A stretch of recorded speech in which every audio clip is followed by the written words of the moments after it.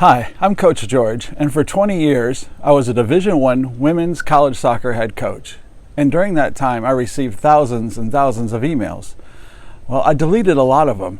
And what I want to do today to help you, and I have invited 2 other college coaches to help me, is to tell you what we look for in an email and make sure that the college coach, when they see your email, they're going to read it and not delete it.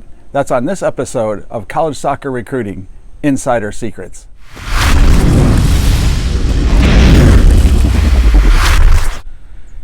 As I mentioned, I received literally thousands of emails from players from all over the world, and a lot of them I deleted. And when I was talking to other college coaches when we were at tournaments, a lot of them would say that the list they had of players to watch, most of them couldn't play for their program. But we always wondered how many of them couldn't play for us, or how many just couldn't write a good enough email to get us interested in them. And that's what we want to try to do today, is to help you.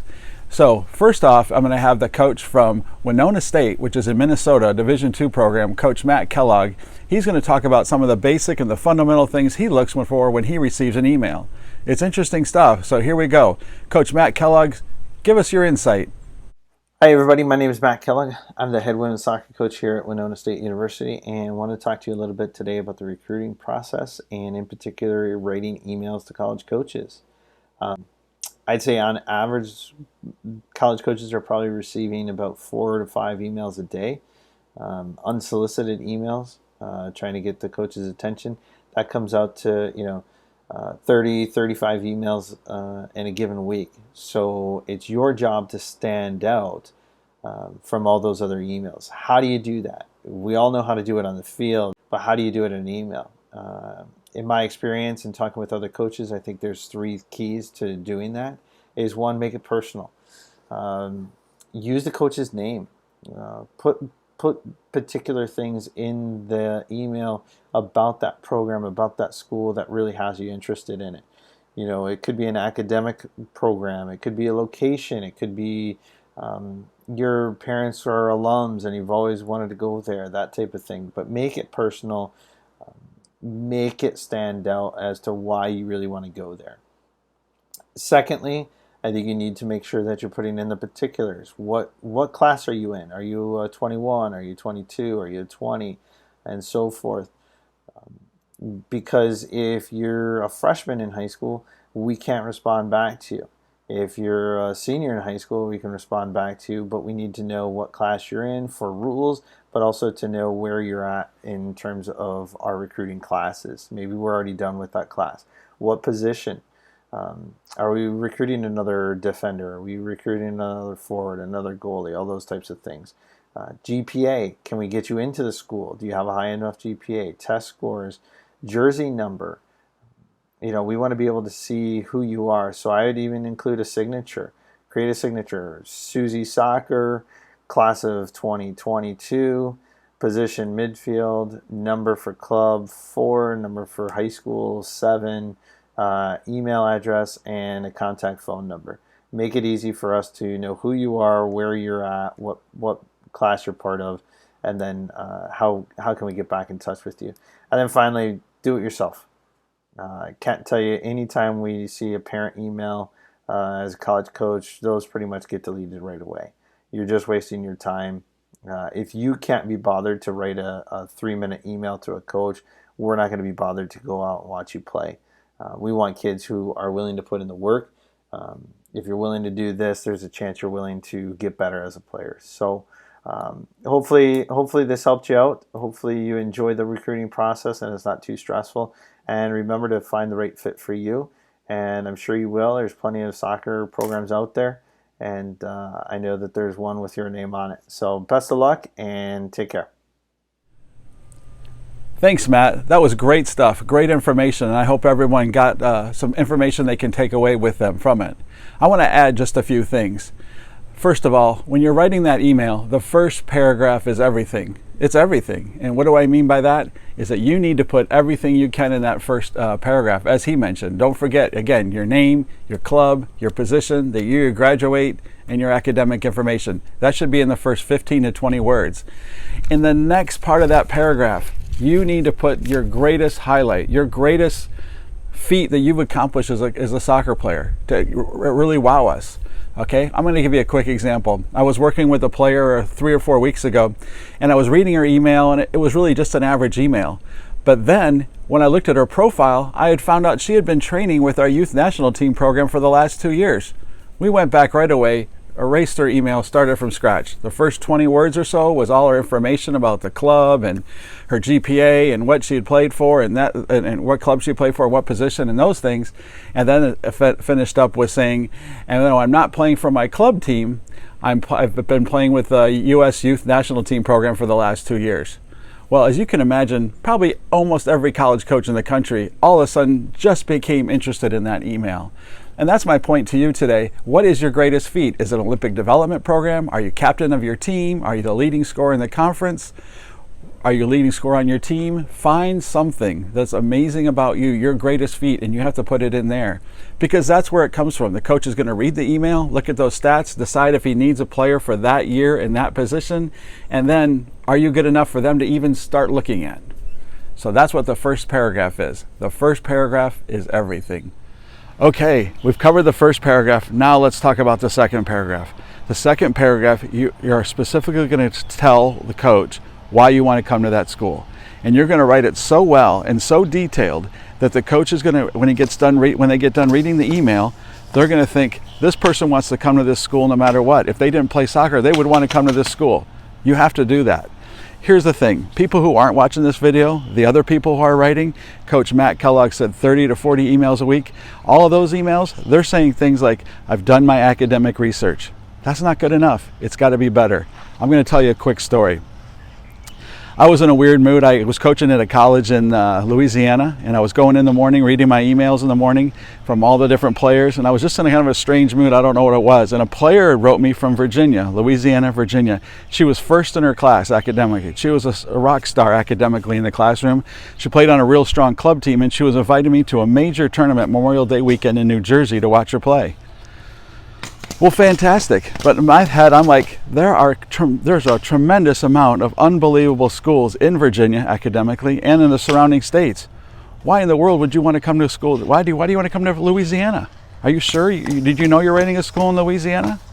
Like I said, I was in a weird mood. I wrote her back and I said, do you know you're writing a school in Louisiana? Why do you want to come down here? Well, sure enough, she sent me back an email. It was amazing. It was filled with all the reasons why she wanted to come to the school I was at in Louisiana. Well, guess what? That Memorial Day weekend, that big time tournament in New Jersey where all those players had written me, either myself or my assistant was at every single one of her games, watching her play for at least a half. And guess what?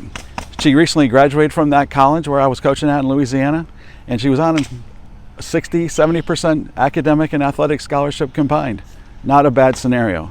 The lesson here was, though, she should have done it, put it all in the first email. She's lucky I wrote her back. We're both lucky I wrote her back. It worked out great. Speaking of writing emails for tournaments, we're going to have Coach Kat Connor talk to you. She's the head coach at Texas State. Hi there, some helpful tips for when you're writing that email about your upcoming tournament to a college coach. One, see if you can put the grad year in the title line. That really helps us to get organized. Two, make sure your team name is in there. Make sure, if you can, the schedule's in there with the color jersey you might be wearing, and of course what position and the number, so that we know how to find you. Again, good luck and have a good game. Coach Connor, thanks so much for that message about emails. That was fantastic stuff and really important. I just want to add a couple quick things. First and foremost, if you're going to go to a tournament, send the email to those coaches you want to watch you 5 to 6 days before the tournament. Not 14, 15 days out, but maybe 5 to 6 days out. As you heard from Coach Connor, she said the subject line was really important, putting the year you graduate. Well, also the timing is important. Quick example, if you're going to go to a Thanksgiving tournament, which means the tournament's held on Friday, Saturday, and Sunday most likely, and obviously Thursday is Thanksgiving, you need to send that email. The coach needs to have that email by that Monday. Okay, so they have plenty of time, because what coaches do is put together a schedule of the games that they want to watch in the order that they want to watch them. And then if you send it on Thanksgiving Day, well, you know the odds of them putting that in the schedule are pretty slim. They could be traveling. They might be coming in. You need to do that and get that organized so you're in the coach's schedule. You just got done writing a great email with those first 2 paragraphs. In the third paragraph, you highlighted what tournaments you're going to go to or upcoming games. Now make sure you timely send that email out to the people. All right, there you go. Okay, let's talk about how you say goodbye, as weird as it sounds. When you sign off, put everything again. Put your name, your year you graduate, the position, the club team, and your GPA information. And then the most important thing you need to put, and you need to put this every time, is your club or high school coach's contact information. And that's because if you're a freshman or sophomore, the coach can't contact you anyways.